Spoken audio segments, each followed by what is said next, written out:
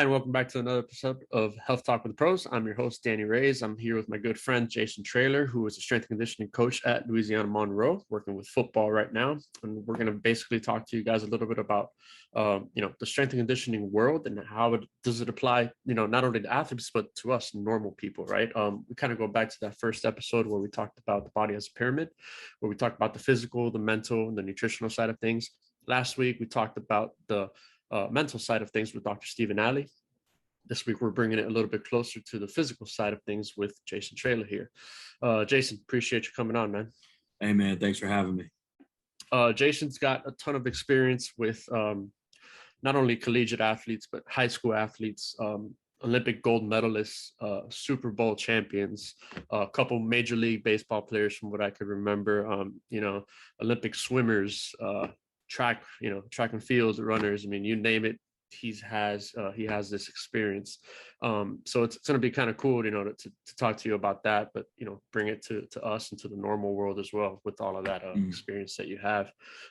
So just jumping right into it, kind of talk to me a little bit about, the importance of strength and conditioning when it comes to athletes and when it comes to not only competition, but the importance of it for results from that side of things.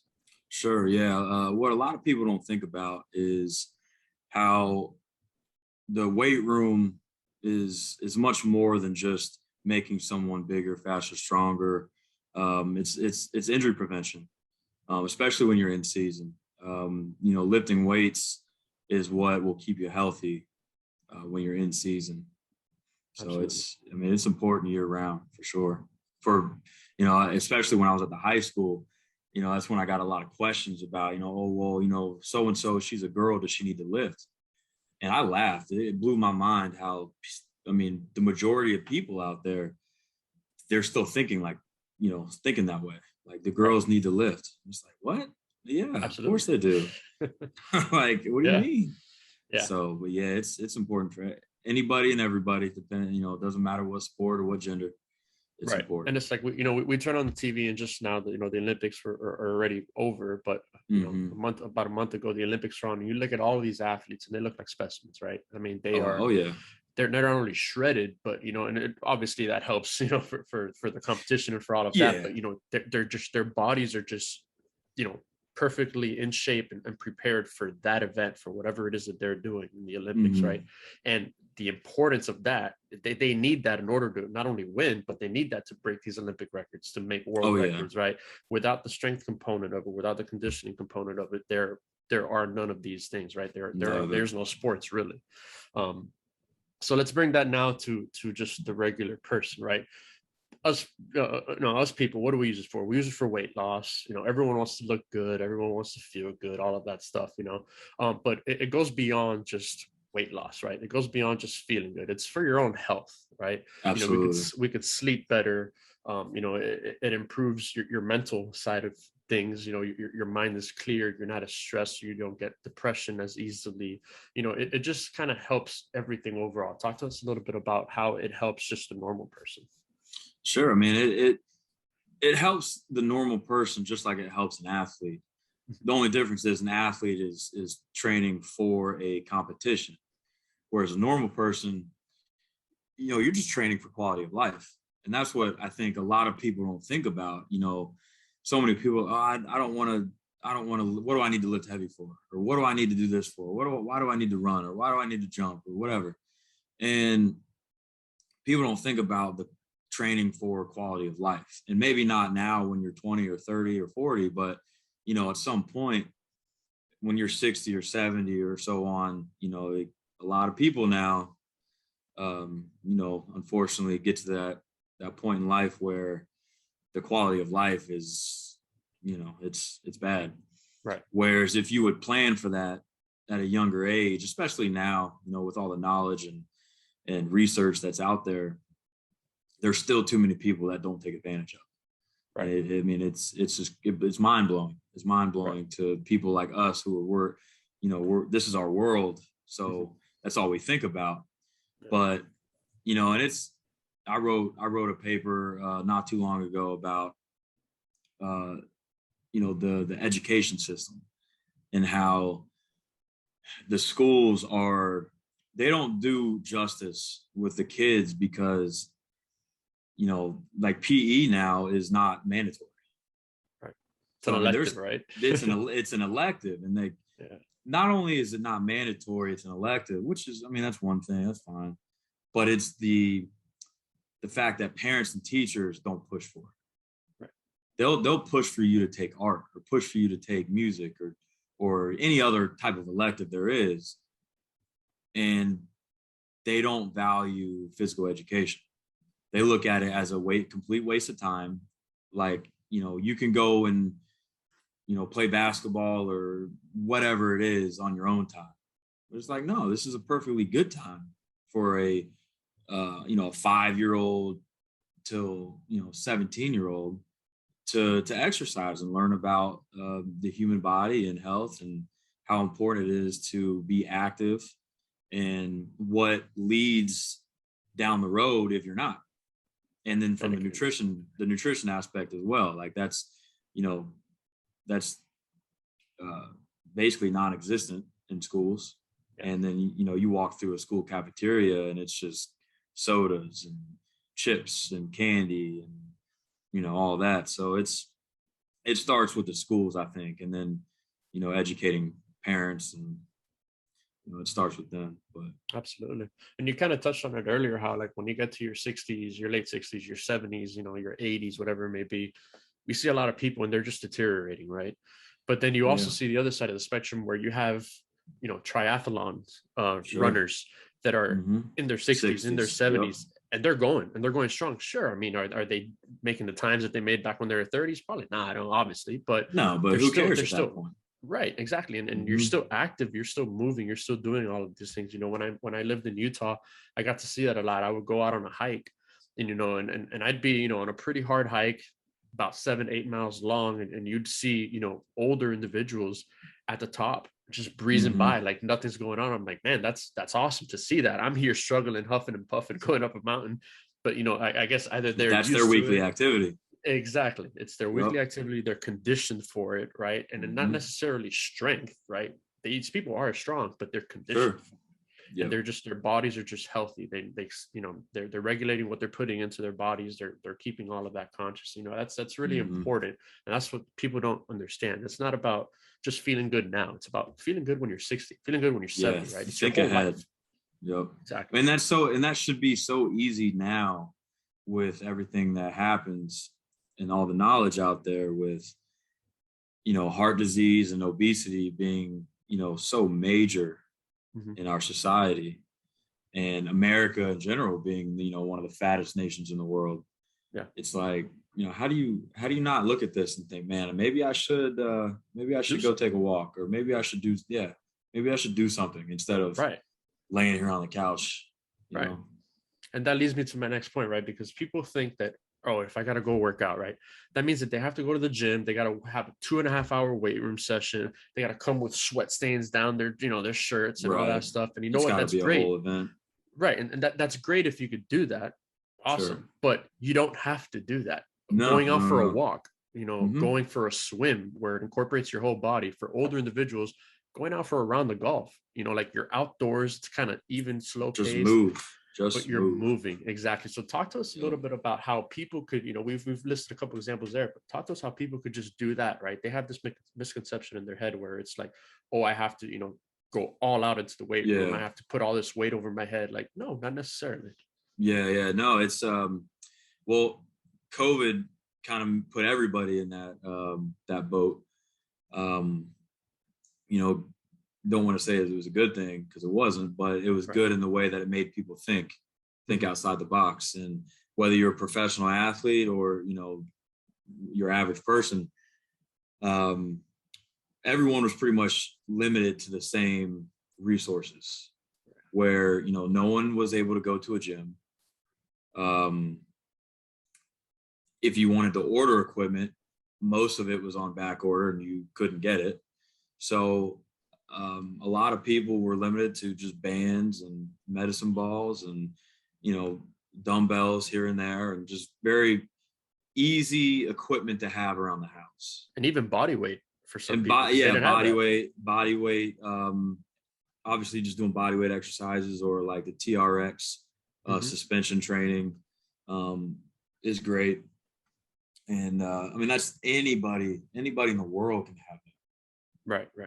So, and that can all be done, right on the back patio. You can use that stuff or in the garage, and I mean, just take 20 or 30 minutes. And again, it's just, you got to use it. You know, in episode 1, Dr. Spencer Barron, they kind of touches about that, right? He's like, you don't have to get the super long workout. You can do 25 minutes of just high intensity workout, and you've got something, right? Your heart's pumping, you got blood pumping through your body, your muscles are activated, your body's moving, right? And that alone is enough for some people. Yeah, and I've been seeing, that just reminded me, I've been seeing a lot of the they have different names, but when I lived in Georgia, a really good friend of mine worked at it was called Fit Body Boot Camp. It was like a gym. And I know someone else back home in Florida, they go to something similar, but it's called something else. I don't know a good name to generalize it as, but basically they do like 20 to 40 minute classes. And it's just, they call it high intensity, but I think that term is overused a lot with the general population. But yeah, they're like 20 to 40 minute workouts, and it's like stations. You move on. It's like, 20 on, 20 off, or however you divide the time up. And you just go through these stations, once to twice or maybe 3 times, depending on what the workout is and whatnot. And it's designed to be short and fast and high intensity, get your heart rate up. And a lot of those places will, they make competitions, with weight loss. And, a lot of people who go in there are, working people, moms, dads, and a lot of them are overweight, and they'll make it a kind of like a celebration almost, where if you hit a milestone, you lose 10 pounds, you lose 20 pounds. They make it a deal. Like, they make it a celebration almost, and they make it worth it. And I think that's great for the general population. And, I've seen more and more pop up. It's been gaining popularity, kind of like CrossFit did, 15 years ago or so. But I think those are great for the average person. Yeah, absolutely. It's not something that I feel like is going to injure you. You could kind of go at your own pace. Go at your own pace. It's minimal, and that's the one I wanted to mention. It's minimal equipment as well. Right. I like I said, one of my good friends works at one of those gyms in Georgia, and I went through a workout one day, and it's all minimal equipment. It's bands, it's light dumbbells, it's medicine balls or physio balls. It's very minimal. Like, you walk in, and it's just an empty room. From what we're used to, right? You walk into a weight room, and it's just full of equipment. Everything. Well, this isn't that. Right. So it's very different from what I'm used to, but it, made me think like, oh man, this is perfect for the average person. And then for the average person who goes through this for, 6 months or however long, it gives them enough information for themselves to just do it at home. Yep. If they wanted to. Right. So, that's the thing. Like, it's easy things, and it's lightweight, it's all of these things, but you could be surprised at how good of a workout you get out of it, right? Oh yeah. Your heart rate's pumping, you're sweating, you're losing weight. You combine that with a good diet, and I mean, that's keys to success right there. Mm-hmm. Changes can be made so fast. Yeah. If people are consistent. That's the key word right there, is consistency. Right there, yeah. So then, another thing that I've been asked, it's like, well, I don't know how to work out. I don't know what to do, and a lot of times I answer that by, I'm like, hey, you have internet access, right? You got YouTube. You could look up a YouTube video of somebody not only guiding you through a workout, but somebody instructing you, hey, this is how you do a proper bicep curl, right? You get the weight, you have to come here, hold, all of these things, right? But how about if somebody wants to go and like see a personal trainer, right? What are the benefits of that? What does a personal trainer kind of bring to a new client who has never, like for instance, I'm coming to you, I've never lifted a weight in my life. How do you approach that? Yeah, I mean, the first thought that comes to mind is approaching that as if you would a doctor. Like, you're not just gonna, go out into the street and stop at the first doctor's office that you see. You're going to do some research to find a good doctor. Well, it's the same thing with, personal training and things like that. You want to do your research and find someone who knows what they're talking about, whether that be asking people, or asking around, asking throughout the community. And then asking about, asking one, how are you qualified to do this? What makes you qualified? Are you certified? If you're certified, well, what certifications do you have and how many do you have? And, are you looking into, continuing education or new certifications every year, every 2 years? Are you trying to better yourself as a personal trainer as opposed to, just waking up one day, deciding you want to do this and then getting the easiest online certification. And then now you have people's lives, in your hands. Right. And so, yeah, I mean, my first thing would tell people, just approach it like you would a doctor, get a second opinion, do your homework, because at the end of the day, if you're putting all your trust in someone, you want to know that they know what they're doing. Yeah. So. And a lot of times too, with a personal trainer, some of the setbacks is, it costs money, right? You're paying for a service at the end of the day. It does. Yeah. And that's pricey. That's another reason why you want to do your homework. Yeah. Because if you are going to pay, make sure you're paying for quality. Right. And unfortunately, good quality, it does cost. Yeah. So in Miami, you could be a personal trainer and charge hundreds of dollars an hour. But that's because you're in Miami. It's just a different type of clientele, it's just different. Where if you go to more your average city, I guess, you go 2 hours north, it's a little different. Or if you go to Georgia, it's just, different. But basically, if you're going to pay money for a service, make sure you're getting quality service. Right. And then, when you do get that quality individual, right, it's wonders what these people could do. Sure. That's the thing, that they're going to push you, right? They're not going to be easy on you. They're going to keep your health, obviously, in their head. They're going to make sure you're okay, but they're going to put you in uncomfortable, situations when it comes to working out, stuff that you've probably never done before. But that's just to better you, right? That's just to improve your health, to improve your body, to improve your strength, all of these things. Like, a lot of times, like I told my athletes, hey, rehab, in the athletic training world, rehab isn't something that's fun. Rehab shouldn't feel good. Rehab should be hard. If you're not sweating after a rehab session, a lot of times with an athlete, they're really not trying, right? Sure, there's easier days than others, but, exercise should be something that's challenging, should be something that's hard. That's why you start sweating. That's why your heart rate goes up, right? There's things that we're not used to doing. But yeah, like a personal trainer for some individuals, I feel like is incredibly effective. They could not only coach you through movements, right? Through lifting weights, through conditioning, but they could also kind of be like a little bit of a life coach for you, right? They could coach you nutritionally. They could coach you mentally, how to get you in that mind frame, how to push through barriers when you're tired, when you're not feeling good, when you don't wake up and you're like, man, I really don't feel like going to the gym today. They're there, full of energy, ready to go, just to boost up, that morale and to get you going. In a way, sometimes, a strength coach could be kind of like a drill instructor where they're really, really, really hard on you.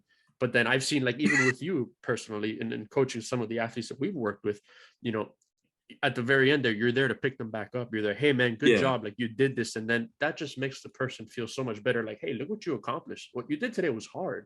It wasn't easy, but you did it, and that sense of accomplishment for a lot of people is what keeps you coming back for sure. And I mean, that's, I mean, I back to that gym in Georgia. My good friend that works there, she would tell me, like, clients will ask them to call them and hold them accountable. Like, if I don't show up on a Monday where I'm usually there, like, you're getting a phone call, and it's not an aggressive phone call, but it's just, what's going on? Like, we miss you today. Like, you know, so I mean, it's, there's a whole accountability piece, and some people really need that. Some people want it. A lot of people don't want it. Yeah. But Well, Jason, man, I appreciate you just chatting it up with us for a little bit here. Like I said, Jason is a strength and conditioning coach. He's worked with all sorts of athletes from every single level, gold medalists, Super Bowl champions. Give us a couple just closing remarks. Give us a couple closing tips that could help somebody, just today, right? Just start today, kind of get their life back on track when it comes to their health, and just start looking for either for someone to help train them, or to start looking for things that they could do on their own at home to kind of start on this process to get back. Yeah, man. I mean, it's obviously it's easier said than done, but you just got to move. You got to do it. I mean, it's the nice thing about this profession is there's no BS. There's no cookie cutters. It's just you either do it or you don't. Right. You got to show up and you got to put the work in. And like I said, it's easier said than done, but never not do nothing. Yeah. And that's gotta move. You gotta move, and that's a great way to put it. And I kind of teased at it a couple of times where a little bit of day goes a long way, and it really does. Sure. Start walking, go out for a little bit of a walk today. Progress it. You make it a little bit longer. You get some bands at home. You can do a couple stretches. Stretching is a key component when it comes to strength and conditioning. So if you start stretching, if you do a couple walks a week, just to start off, and your diet up, Yeah, and that's little. I think people look at that and they just see the big picture and it gets overwhelming. Yeah. But if you small steps and build a routine. Obviously a routine is big, and if you get used to waking up at the same time every day, and used to starting your day off with a walk or whatever it is, it's not hard after a couple of times doing that. Mm-hmm. 1 week, 2 weeks, 3 weeks in, and it's not hard. It's just then it's just normal. Yeah. So it's all about just starting. Get started. That's the hardest part. Even for someone like myself, where I train all the time, but when I do take time off, and I get to the point where 3 or 4 or 5 days off, and then I'm starting to get a little antsy and even depressed without it. Right. But still starting back up, regardless how bad I want to, it's still hard. Absolutely. It's still hard, but you still do it. You still do it. You push through and you get it done. Well, awesome, man. Well, Jason, thank you so much, man, for taking the time to do this, to help us out, to give us these tips and pointers. Don't forget, guys, to like, follow, share, subscribe to the channel. We're going to have a lot of more content coming out, content like this that just kind of carries over each other every episode. If you have any questions for myself, if you have any questions for Jason, just email the show at healthtalkwiththepros@gmail.com. I'll be sure to relay these questions over to Jason, and we'll kind of keep into communication like that. But Jason, man, I appreciate you, just taking the time and helping us out with this, man. Yeah, man, no problem. I'm happy to do it, and make sure you guys follow ULM football, ULM men and women's basketball. Go Warhawks, baby. Go Warhawks. All right, man. Well, I appreciate you again, man. Thank you. Yes, sir.